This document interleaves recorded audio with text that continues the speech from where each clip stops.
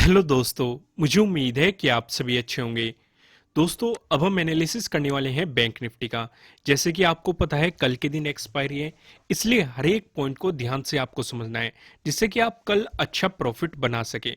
तो एक एक सपोर्ट लेवल को समझना, एक एक रेजिस्टेंस लेवल को समझना, ब्रेकआउट के बाद क्या स्ट्रेटेजी होनी चाहिए वो समझना, ब्रेकडाउन के बाद क्या स्ट्रेटेजी होनी चाहिए वो समझना, मार्केट किस तरीके से मोमेंटम कर रहा है, सारी चीजों को समझने की कोशिश करना। यहां पे आप क्या देखेंगे, मैं इसे थोड़ा सा जूम इन कर लेता हूं। चीजों को समझने की कोशिश करना जो मैं समझाऊंगा। हमने एक रेंज का डिस्कशन किया था, ये रेंज बताई गई थी आपको। हालांकि आप कहेंगे मार्केट तो इस रेंज से बाहर है, ये रेंज हमारी किस तरीके से हेल्प करेगी। इसका बहुत बड़ा रोल होने वाला है। रीजन मैं आपको अभी एक्सप्लेन करता हूं। सेवंथ को मार्केट ने इससे बाहर निकलने की कोशिश की, इसका ब्रेकआउट दिया। कहीं ना कहीं जो 1 नवंबर का जोन था, इसी पे मार्केट ने रेजिस्टेंस की तरह एक्ट किया और मार्केट फिर से अंदर आ गया। फिर से मार्केट बाहर निकला, फिर से सेम ही जोन पे रेजिस्टेंस की तरह एक्ट किया। लेकिन यहां से हमारे लिए एक बात नजर आ गई थी कि मार्केट इस रेंज से बाहर निकल चुका था। अब जो पहले हमारे लिए एक रेजिस्टेंस बनी हुई थी, जो रेंज, अब ये सपोर्ट बन गई। अगले दिन यानी कि आज के दिन हमें क्या देखने को मिला, 9th को। 8th का तो हॉलीडे था। 9th को हमें क्या देखने को मिला, जिस जोन पे मार्केट रेजिस्टेंस की तरह एक्ट कर रहा था, उसी जोन पे हमें आज सपोर्ट देखने को मिला।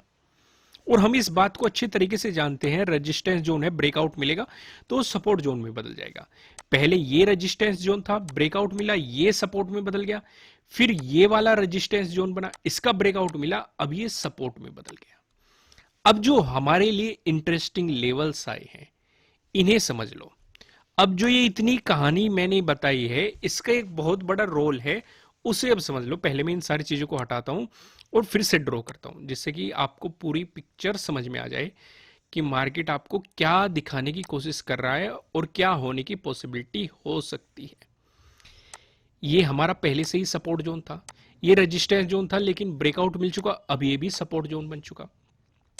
जिस जोन पे मार्केट खड़ा हुआ है, पहले ये भी रेजिस्टेंस जोन था, इसका भी ब्रेकआउट मिल चुका, अब ये भी सपोर्ट जोन है। यानी कि ये तीनों सपोर्ट जोन हमारे लिए काफी इंपॉर्टेंट होने वाले हैं। अगर मार्केट ने इसका ब्रेकडाउन दे दिया, यानी कि मार्केट इससे अंदर आ गया, जो 41,500 वाला जोन है, ये एक इंपॉर्टेंट सपोर्ट जोन बन जाएगा। और मार्केट इसी जोन के अगर अंदर रह गया तो आपको ट्रेडिंग नहीं करनी है। फिर से मैं बताता हूं, समझो, ये काफी इंटरेस्टिंग चीज है। अभी मार्केट इस सपोर्ट लेवल पे खड़ा है, क्लियर है। अगर इसका ब्रेकडाउन मिला, आपको एक सेलिंग अपॉर्चुनिटी मिल सकती है। सीधा सीधा आपका टारगेट रहेगा 41,500।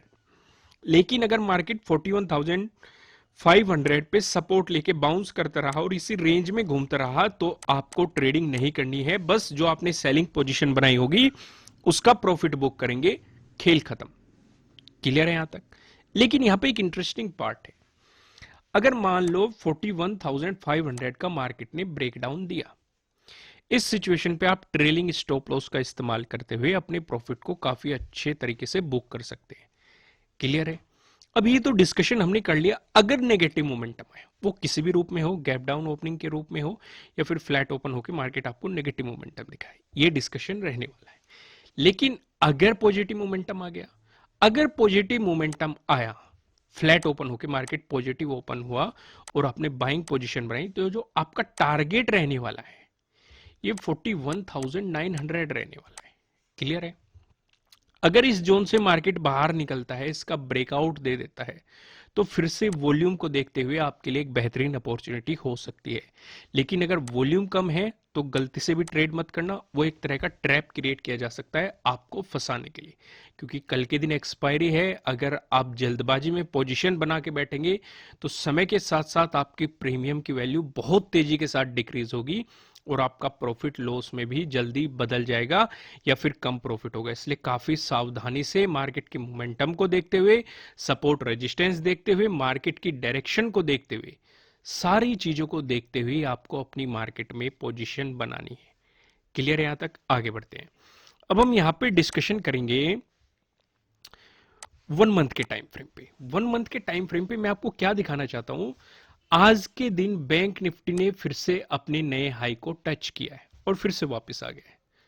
हालांकि मतलब एक नया हाई बना के फिर से वापस आ गया और इस जोन पे अभी रेजिस्टेंस की तरह एक्ट कर रहा है। तो अब ये देखना काफी इंटरेस्टिंग रहेगा कि अब मार्केट किस तरीके से मोमेंटम करता है, उसका भी डिस्कशन करेंगे। लेकिन उससे पहले देखो कितने बेहतरीन इसने रिटर्न बना के दिए। अगर किसी ने ETF खरीदा होता या इसका म्यूचुअल फंड खरीदा होता बैंक निफ्टी का, तो काफ़ी अच्छी रिटर्न बना सकता था लॉन्ग टर्म के हिसाब से। ये डिस्कशन में क्यों कर रहा हूँ, क्योंकि आपका जो इंट्राडे में प्रॉफिट होता है उसे आप लॉन्ग टर्म में किसी न किसी रूप में लगाना चाहिए, जिससे आपके कुछ सेविंग रहे, आप सिक्योर रहे, आपका पोर्टफोलियो डाइवर्सिफाई हो सके। तो इन चीज़ों पे ध्यान देना चाहिए। फिलहाल हम एनालिसिस पे वापस आते हैं और यहाँ पे मैं आपको एक चीज़ समझाने की कोशिश करता हूँ, ध्यान से समझना।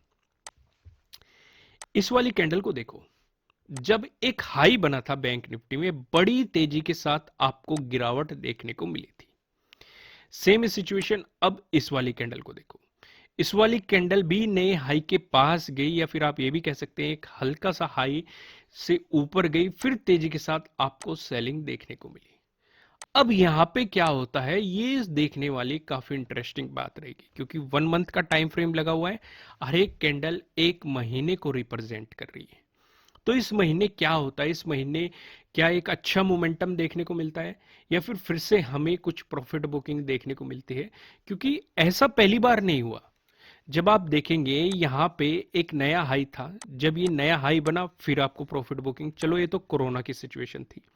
लेकिन यहां पे देखो, इस ग्रीन वाली कैंडल को देखो, एक नया हाई बनाया, अगले महीने आप देखेंगे कुछ अच्छी खासी प्रॉफिट बुकिंग देखने को मिली, फिर मार्केट ने मोमेंटम दिया, फिर एक नया हाई लगा, फिर आपको कुछ प्रॉफिट बुकिंग देखने को मिली। यानी कि समय के साथ साथ आपको ये सिचुएशंस मार्केट में देखने को मिल रही है। अब ये दोबारा आती है कि नहीं, ये सोचने वाली बात है, लेकिन हमें उसके लिए तैयार रहना है। इसलिए मैं हमेशा कहता हूं आपको कि प्रॉपर स्टॉप लॉस का आपको इस्तेमाल करना चाहिए और हमें सारी पॉसिबिलिटीज पे नजर होनी चाहिए, जिससे कि अगर हम लॉस में भी जा रहे हो तो हमें पता हो कि कहां पे बुक करना है। क्लियर है? प्रॉफिट हो रहा है तो हमें पता होना चाहिए कि कितना प्रॉफिट बुक करना है, कि इससे ज्यादा रिस्की हो सकता है, चीजें हमारे ऊपर उल्टी पड़ सकती है। तो यहां तक चीजें क्लियर है। अब मैं सीधा आपको लेके चलता हूं प्राइस एक्शन के अकॉर्डिंग सपोर्ट और रेजिस्टेंस पे। पहला डिस्कशन करेंगे, अगर आपको गैप अप ओपनिंग देखने को मिलती है, फिर फ्लैट ओपन होकर मार्केट आपको पॉजिटिव मोमेंटम दिखाता है, दोनों ही सिचुएशन पे जो मेरा रेजिस्टेंस नजर आ रहा है 41,900 पे आपको रेजिस्टेंस दिखाई दे रहा है।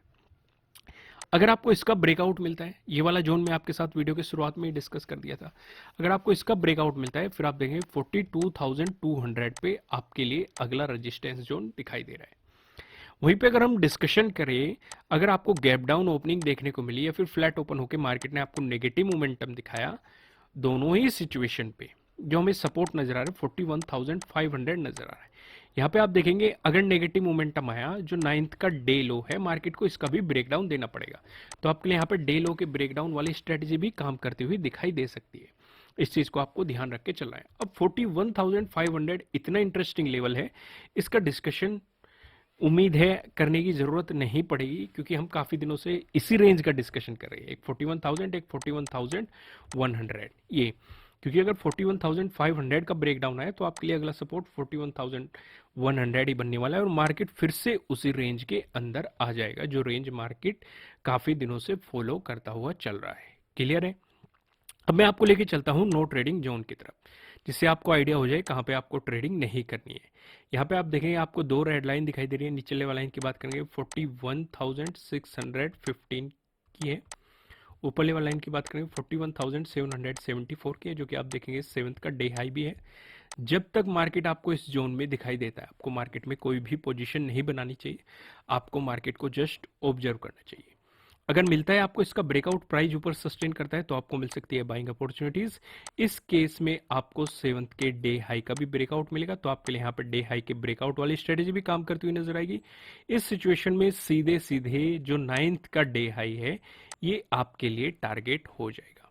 वहीं पे मिलता है, अगर आपको इसका ब्रेकडाउन प्राइस नीचे सस्टेन करता है तो आपको मिल सकती है सेलिंग अपॉर्चुनिटीज।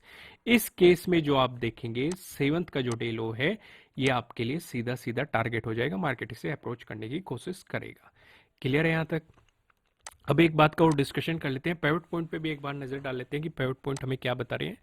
बैंक निफ्टी में अगर आपको एक पॉजिटिव मोमेंटम देखने को मिला, ऐसी स्थिति में जो पहला रेजिस्टेंस दिखाई दे रहा है 41,874 पे दिखाई दे रहा है।